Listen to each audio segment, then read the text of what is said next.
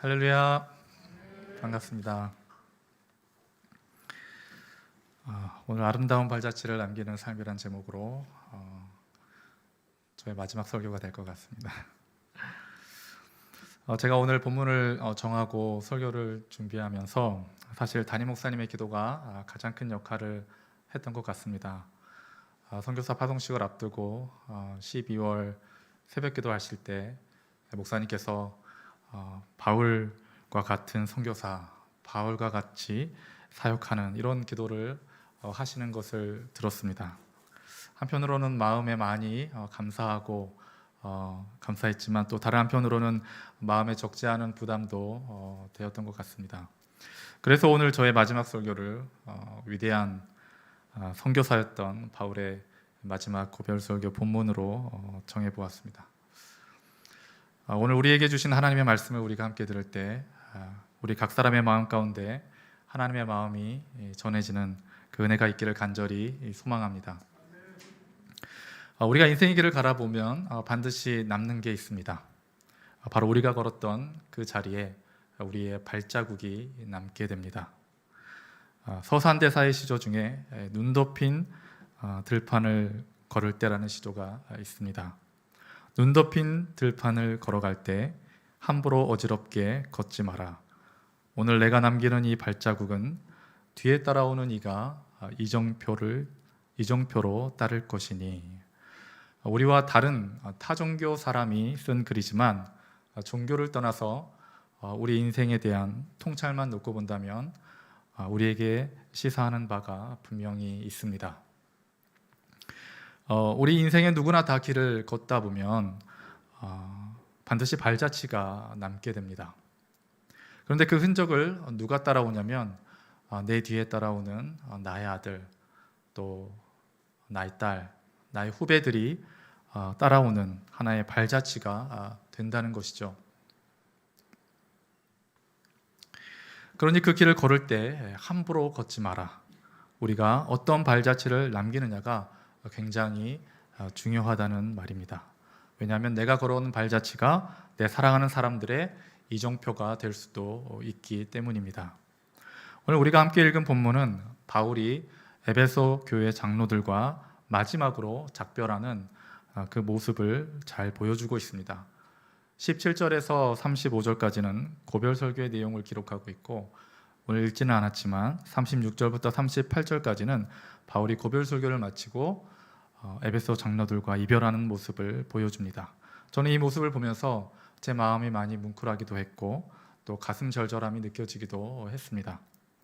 바울이 고별 설교를 마치고 이제 무릎을 꿇고 함께 기도하는 모습, 그러다가 마음에 올라오는 울분을 참지 못하고 또 바울의 목을 끌어안고 다 같이 크게 울며 이별하는 이 본문의 장면을 우리가 함께 한번 같이 보았으면 좋겠습니다. 36절과 37절의 말씀인데요. 제가 읽겠습니다. 이 말을 한 후 무릎을 꿇고 그 모든 사람들과 함께 기도하니 다 크게 울며 바울의 목을 안고 입을 맞추고 그랬습니다.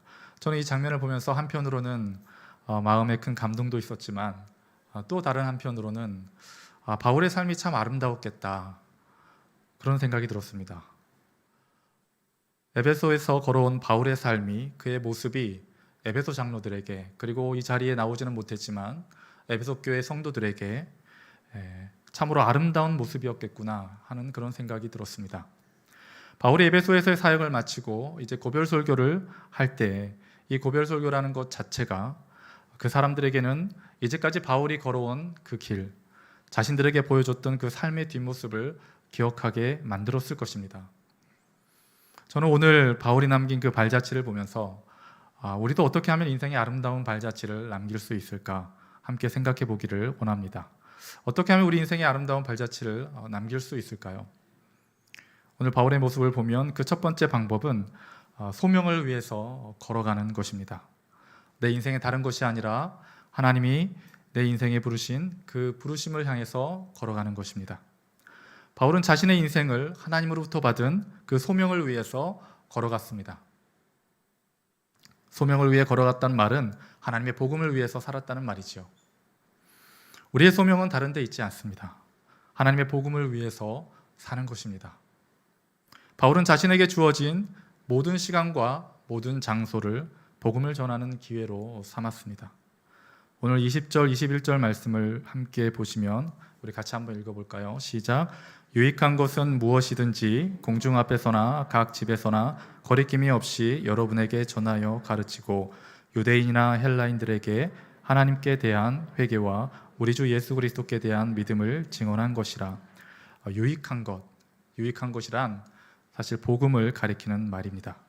바울은 복음을 전할 때 자신이 복음을 전하는 장소가 따로 정해져 있거나 복음을 전하는 시간이 따로 정해져 있지 않았습니다. 그는 언제 어디서든 복음을 전했죠. 그리고 복음을 전하는 대상도 어떤 사람은 복음을 전하고 어떤 사람은 복음을 전하지 않고 그러지 않았다는 것이죠.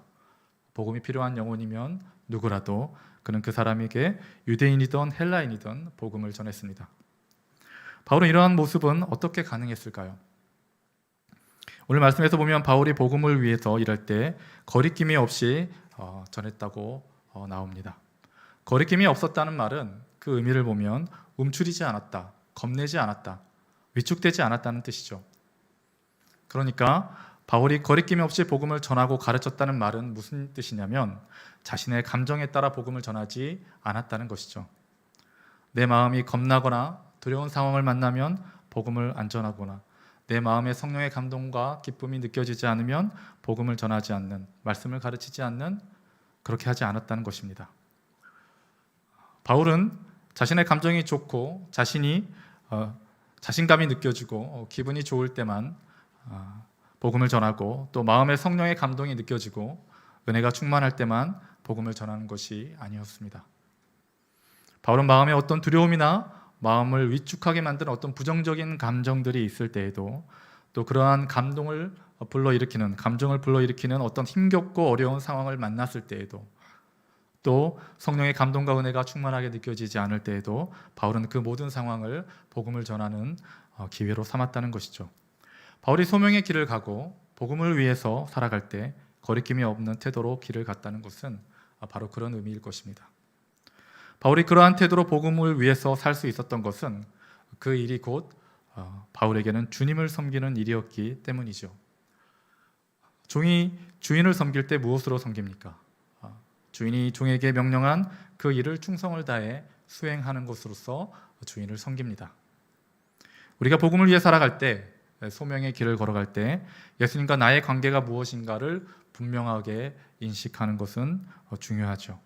이 관계를 모르면 내가 가는 그 길이 소명의 길이라고 생각하고 걸어갔다가 주님 앞에 가서는 아무 말도 하지 못하는 불상사가 생길 수도 있습니다. 우리의 소명의 길을 가게 하신 예수 그리스도는 우리의 주인이시며 우리는 복음을 위해서 부르심을 받은 그분의 종이라는 이 관계를 우리가 알아야 하는 것이죠. 우리는 우리보다 먼저 소명의 길을 걸었던 사도 바울이 어떻게 주님을 섬겼는지, 어떻게 복음을 위해서 살았는지 그의 말씀에 귀를 기울여야 합니다. 바울은 자신이 주님을 섬길 때 세 가지를 가지고 섬겼다고 얘기합니다. 19절을 보시면 모든 겸손과 눈물과 그리고 시험을 참아내는 인내로 주를 섬겼다고 그는 말합니다. 여러분, 겸손이 무엇입니까? 우리가 무엇을 겸손이라고 하죠? 집사님 너무 진짜 수고 많이 하셨습니다. 아니에요. 제가 뭐 한 게 있나요? 이게 겸손일까요? 목사님 오늘 설교가 너무나 좋았습니다. 너무 은혜로웠어요. 아닙니다. 주님이 다 하신 것이죠. 아니면 이것이 겸손일까요? 성경이 말하는 겸손은 무엇일까요? 겸손의 가장 최고의 모범은 바로 하나님이 인간이 되신 것이죠. 겸손은 우리의 언어 속에서 들려지는 것이 아닙니다. 겸손은 내가 말하는 어떤 언어가 아니라 내 마음속에 하나님이 인간이 되신 것처럼 내가 하나님 앞에 그렇게 낮아지는 것이죠. 내가 어디까지 낮아질 수 있습니까? 우리는 어디까지 낮아지고 겸손해질 수 있을까요? 어떻게 하면 그렇게 될 수 있을까요? 사도 바울의 모습을 보면 우리의 겸손은 자신의 죄를 자각하면 더 자각할수록 우리 안에 더 겸손해지는 것을 우리가 알 수 있습니다. 그래서 사도 바울은 디모데전서로 갈수록 나는 죄인 중에 괴수라는 그러한 고백을 하는 것을 우리가 보게 됩니다. 그의 마음이 더 하나님 앞에 낮아지고 겸손해지고 있는 것을 우리가 보게 되는 것이죠. 우리는 내 안에 있는 죄의 실체를 볼수록 비로소 낮아지고 겸손해질 수 있는 것입니다. 그래서 겸손이라고 하는 것은 내 마음에 하나님보다 내가 더 높아지려고 하는 교만을 내 마음 밖으로 던져버림으로써 가질 수 있는 태도가 겸손인 것이죠. 모든 것이 하나님의 은혜요 하나님의 영광임을 입으로 고백하지만 그러면서도 아무리 작고 사소한 일일지라도 내 마음에 하나님의 영광을 가로채고자 하는 그러한 욕망이 조금이라도 남아있다면 우리는 하나님 앞에 진실로 겸손할 수가 없는 것이죠. 두 번째로 바울은 눈물로 주님을 섬겼다 그렇게 말합니다. 오늘의 이 눈물이란 단어는 복수형입니다. 눈물들이죠. 바울이 소명의 길을 걸으면서 또 복음을 위해 살아가면서 얼마나 많은 눈물을 흘렸을까요? 바울의 이 눈물은 자신의 죄의 부족이라든지 자신의 죄 때문이라든지 자신의 부족함 때문에 흘린 눈물이라기보다는 오늘 에베소에서 그의 눈물은 무엇보다도 영혼들을 위한 눈물이었습니다. 본문 31절을 보면 바울은 3년이나 밤낮 쉬지 않고 눈물로 각 사람을 훈계했던 것을 기억하라 그럽니다. 한 영혼을 위해서 우리가 눈물로 기도할 수 있다는 것은 얼마나 큰 은혜인지 모릅니다. 그 눈물은 하나님이 주시는 은혜의 눈물이기 때문에 그렇습니다. 누군가를 위해서 눈물로 그 영혼의 구원과 회복을 위해서 기도할 때 우리는 그 영혼을 향한 하나님의 마음을 느낄 수가 있는 것이죠.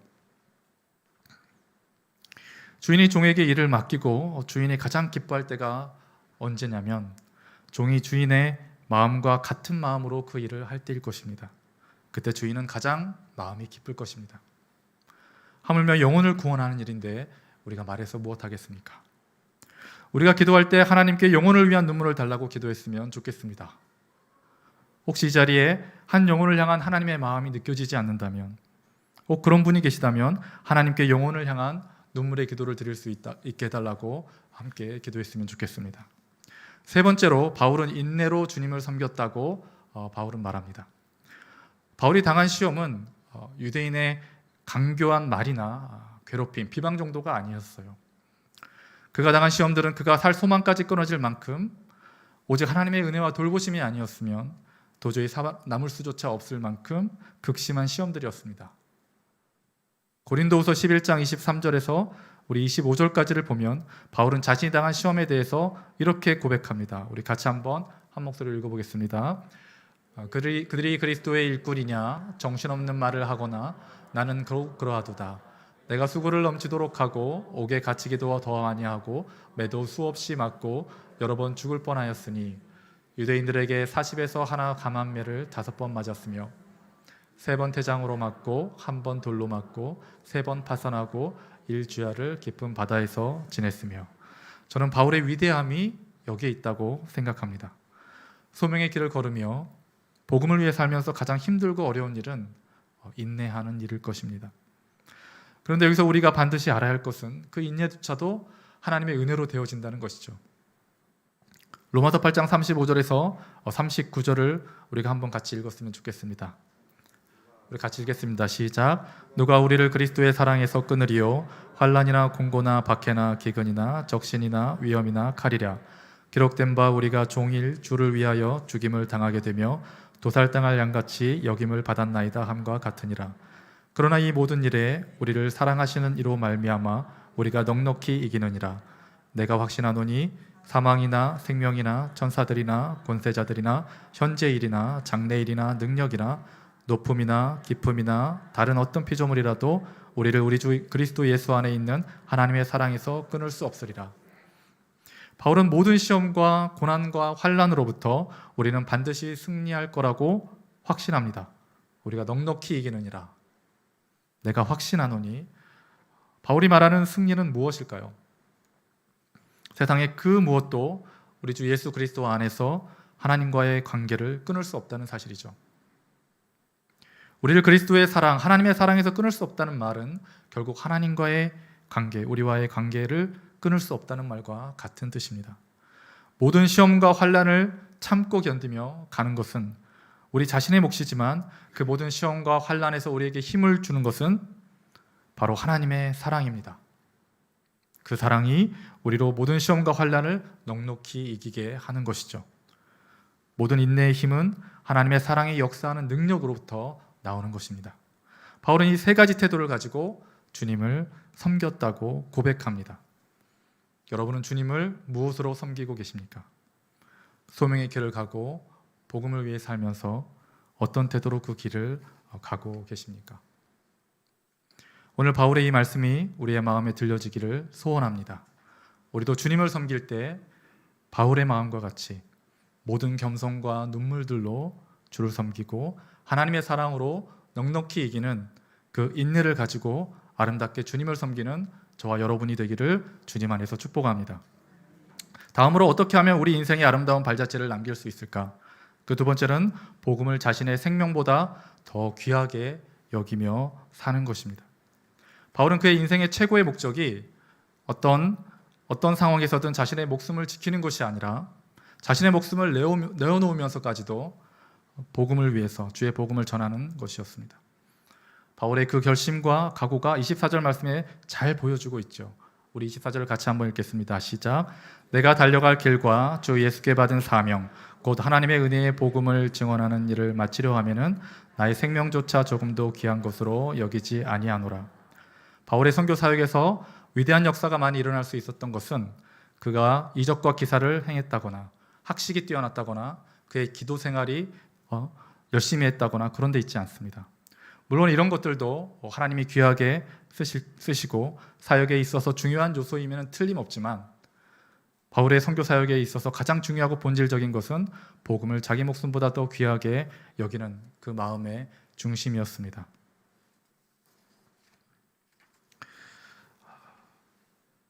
사실 저는 어려서부터 교회를 다니다가 청년의 때에 하나님을 떠나 길을 잃고 방황했던 사람이었습니다.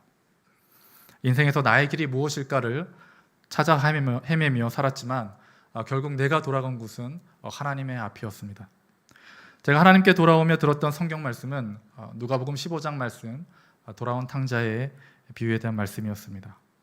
자기 마음대로 자기가 하고 싶은 대로 살아보겠다고 아버지를 떠났지만 그 선택의 길 끝에서 그 탕자가 깨달은 깨달음은 결국 자신이 죄인이라고 하는 사실뿐이었습니다. 제가 그랬던 것 같습니다. 저 혼자 잘 살아보겠다고 내가 하고 싶은 대로 다 하며 살아보겠다고 하나님을 떠나고 교회를 떠났습니다. 그때가 18살이었습니다. 주일에 교회도 안 나가고 나를 위해 쓸 수 있는 시간이 많아져서 저는 그 시간이 참 좋다고 생각했습니다.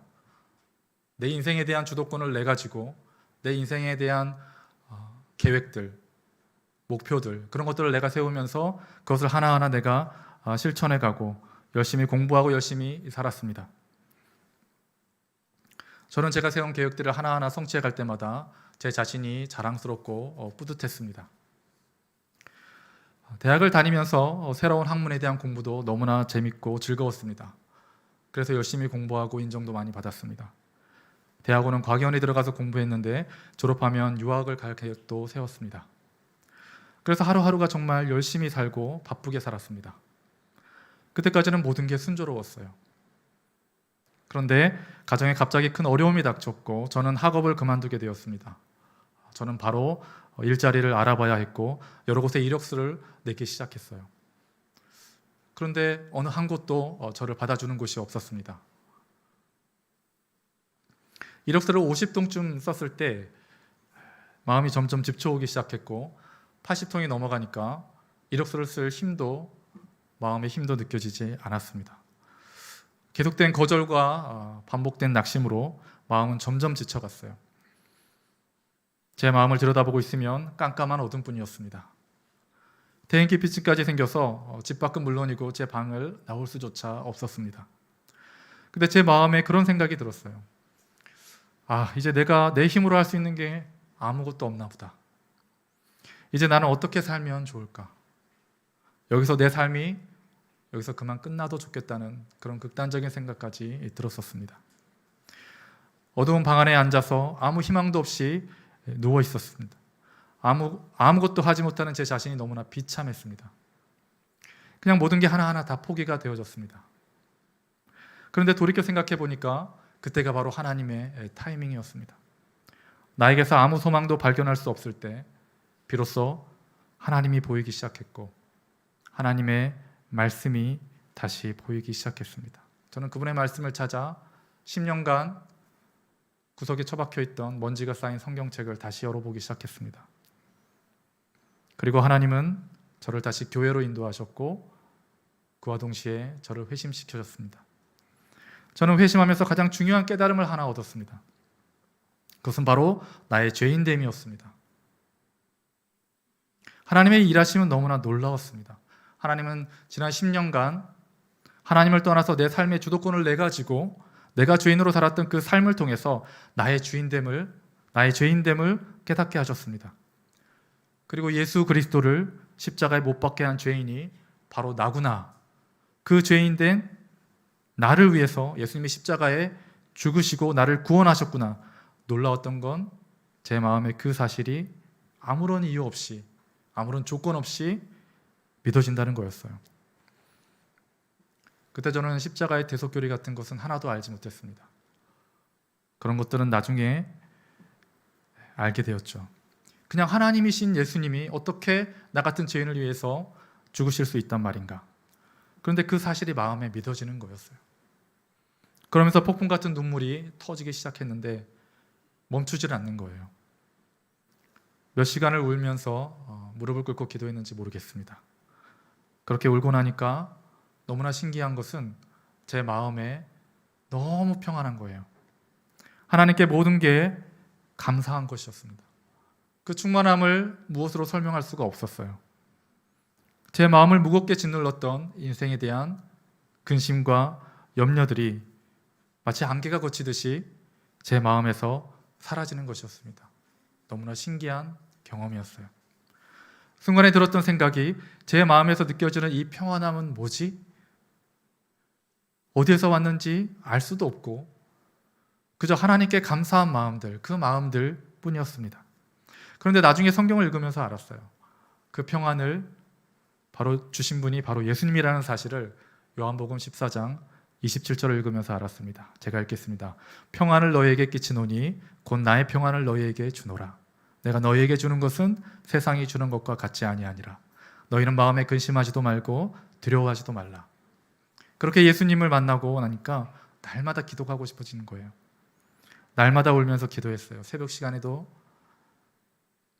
일하다가 남는 시간이 생기면 교회 가서 기도하고 일 끝나면 퇴근하고 또 교회 가서 기도하고 시간만 나면 저의 발걸음이 교회로 향했습니다. 기도하는 시간이 너무나 즐겁고 행복했어요. 그때 제가 항상 빼놓지 않고 기도했던 게 있습니다. 하나님, 나의 길이 무엇입니까? 하나님, 저에 대한 계획이 다 있으시잖아요. 제가 무엇을 하면 좋겠습니까? 제가 어떻게 살아가길 원하십니까? 하나님이 기뻐하시는 일이면 뭐든지 다 좋습니다. 하나님, 그 길을 저에게 보여주시면 앞으로 제가 그 길을 가겠습니다. 이게 제가 매일 기도했던 내용입니다. 그렇게 반년쯤 기도하고 났는데 어느 날 청년부 목사님이 저를 부르시는 거예요. 저의 기도 제목을 다 아시고 부르셨던 것 같아요. 저를 부르셔서 하시는 말씀이 영호 형제, 우리 교회가 다음 여름 첫 단기 선교를 아제르바이잔으로 가는데 기도하면서 우리가 함께 준비했으면 좋겠어요. 그러시는 거예요. 저는 그 말씀을 듣자마자 그냥 아무 생각도 하지 않고 고민도 하지 않고 바로 네 했습니다. 뭔가 하나님의 인도하심이 있을 거라는 믿음이 있었거든요. 태어나서 처음 가본 무슬림들의 나라 이 아제르바이잔에서 저는 무엇보다도 하나님의 마음을 느끼고 싶었고 그분의 뜻이 무엇인지 알기를 원했습니다. 무슬림들은 자신들의 경전인 코란에 예수 그리스도를 기록하고 있지만 그들은 예수 그리스도를 우리를 죄에서 구원하신 구세주로 구원자로 하나님으로 믿지 않습니다. 예수님이 자신들의 모든 죄를 대속해서 십자가에 죽으셨다는 그 사실과 그분의 이름을 믿는 자들에게 부활과 영생을 주신다는 복음에 대해서도 그들은 잘 모릅니다.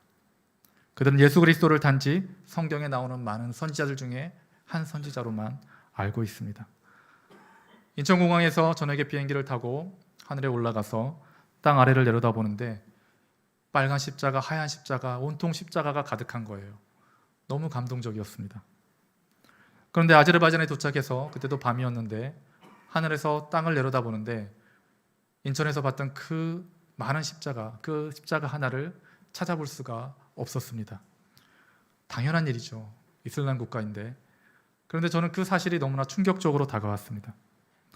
그 순간 하나님께서 이 땅에 예수 그리스도가 누구인지 하나님의 복음을 그들에게 전해주시기를 원하신다는 그런 마음이 느껴졌습니다. 수도 바쿠에서 선교사들의 도움을 받으며 선교사님들의 도움을 받으며 준비한 사역들을 마치고 다른 지역으로 차를 타고 이동할 때였습니다. 그때 햇볕이 뜨거웠는데 그 뜨거운 햇볕을 피해서 그늘에 누워있는 한 청소년 아이를 보게 되었어요. 저와 눈이 마주쳤는데 그 눈을 보는 순간에 제 마음이 뭉클해지는 거예요. 검은 눈동자의 깊은 눈동자였는데 그 아이의 눈을 보는 순간 그 아이가 하나님이 찾으시는 한 영혼이라는 그런 마음이 제 마음속에 스치듯 지나갔습니다. 아제르바이잔 땅에는 그런 영혼들이 전체 인구의 97%나 됩니다. 예수 그리스도가 누구인지 모르고 복음을 들어보지 못한 영혼들이 아제르바이잔 땅에 가득하다는 사실을 확인하고 한국으로 돌아왔습니다. 그날이 주일이었고 청년부 예배가 있었고 청년부 예배에서 찬양을 부르는데 눈에서 막 눈물이 쏟아지는 거예요. 그 눈물이 너무나 뜨겁고 제 가슴도 같이 뜨거워졌습니다.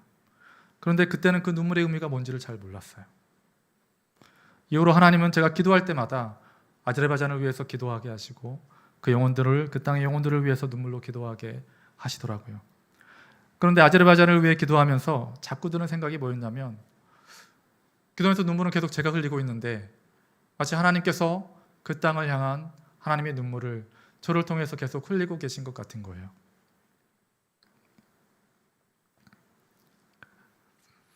그렇게 한 달을 기도하다가 제가 결국 선교에 헌신하게 되었습니다. 하나님, 제가 가겠습니다. 하나님의 눈물이 흐르는 그 땅으로 제가 가겠습니다. 이 고백을 하면서 그렇게 선교에 헌신했던 기억이 납니다. 그리고 10년이 지난 지금 이제 나흘이면 저희 가족은 하나님이 눈물을 주셨던 그 땅으로 떠납니다. 저는 우리 가족의 한 걸음 한 걸음이 아름다운 발자취를 남기는 걸음이 되기를 주님 앞에 소망합니다. 마지막으로 어떻게 하면 우리의 인생에 아름다운 발자취를 남길 수 있을까? 세 번째는 예수님의 제자 세우는 그 길을 끝까지 걸어가는 것입니다. 오늘 본문을 보면 바울이 장로들에게 마지막으로 당부하는 말씀이 나오는데 바울은 이제 자신의 운명에 대하여 결심한 내용을 말합니다. 25절을 보시면 이제 다시는 다 내 얼굴을 보지 못할 줄을 아노라. 바울이 순교를 예감하고 있는 것이죠. 왜냐하면 23절을 보시면 성령께서 이제 내가 예루살렘으로 가면 환난과 결박이 나를 기다린다고 했기 때문에 이제는 거기 가서 인생이 마감될 수도 있겠구나. 어쩌면 이제는 에베소 교회에 내가 또다시 와서 그들을 돌볼 수 없으니 여러분들이 내가 그랬던 것처럼 여러분들도 그렇게 사셔야 된다라고 얘기하고 있는 것입니다. 다시 말해서 자신이 소명의 길을 걸으며 복음을 위해서 살았던 사도 바울은 마지막으로 아름다운 발자취를 남기기 위해서 뭐라고 말합니까? 눈앞에 있는 제자들에게 제자를 남기십시오라고 말하고 있는 것이죠. 내가 여러분들을 예수님의 제자로 세웠던 것처럼 여러분들도 예수님의 제자를 남기십시오 라고 바울은 지금 당부하고 있는 것입니다. 바울은 자신이 예수님의 제자를 세우는 것으로 자신의 사명을 다했다고 여기지 않았습니다. 자신이 세운 제자들이 또 다른 영혼들을 예수님의 제자로 세울 것을 그는 당부하고 있습니다. 바울은 여러분들은 나를 통해서 세워진 예수님의 제자들입니다. 그러니 여러분들은 이제 이렇게 사십시오. 그러면서 본문 27절에 내가 거리끼지 않고 하나님의 뜻을 다 여러분에게 전하였으니 다 복음을 전했다. 어떻게 살아야 되는지 다 가르쳤다 그 말이죠. 그러면서 28절에 여러분은 자기를 위하여 또 온 양떼를 위하여 삼가라. 그리고 28절에 교회를 보살피라. 그리고 30절을 보시면 여러분 중에서도 제자들을 끌어 자기를 따르게 하려고 어그러진 말을 하는 사람들이 일어날 줄 내가 아노라. 그러면서 31절에 그러므로 여러분이 일깨워 내가 3년이나 밤낮 쉬지 않고 눈물로 각 사람을 훈계하던 것을 기억하라. 일깨워라 그 말을 합니다. 삼가라, 보살피라, 일깨워라. 무슨 말입니까? 하나님이 여러분들에게 맡겨주신 양떼들을 끝까지 예수님의 제자로 세워가라는 당부입니다. 바울은 왜 이런 당부를 하고 있는 것일까요? 왜냐하면 예수님의 제자 삼는 일은 예수님이 다시 오시는 그날까지 계속되어야 하기 때문입니다. 주님이 승천하시기 전에 제자들에게 모든 민족을 제자 삼아라 선교 명령을 내리시면서 마지막에 이렇게 말씀하시죠. 내가 세상 끝날까지 너희와 항상 함께 있으리라. 이 말은 무슨 뜻입니까? 제사 삼는 그 사역이 세상 끝날까지, 주님이 다시 오시는 그날까지 지속되어야 하기 때문입니다. 바울은 지금 주님의 그 명령을 마음속에 떠올리고 있는지도 모릅니다. 흩어진 화평교회 안에서 여러분은 제자 삼는 그 일을, 그 사역을 어디까지 생각하고 계십니까?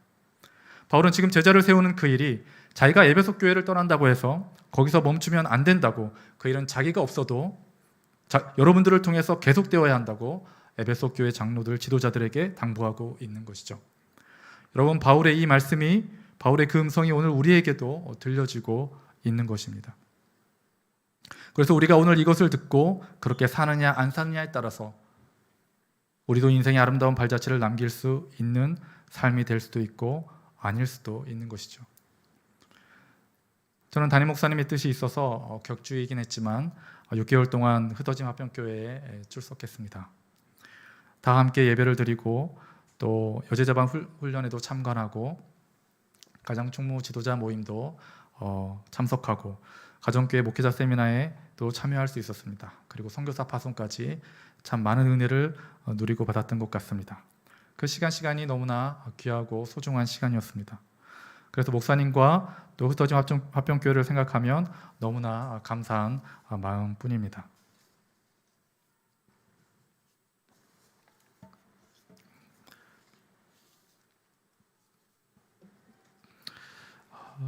사랑하는 흩타 가족 여러분,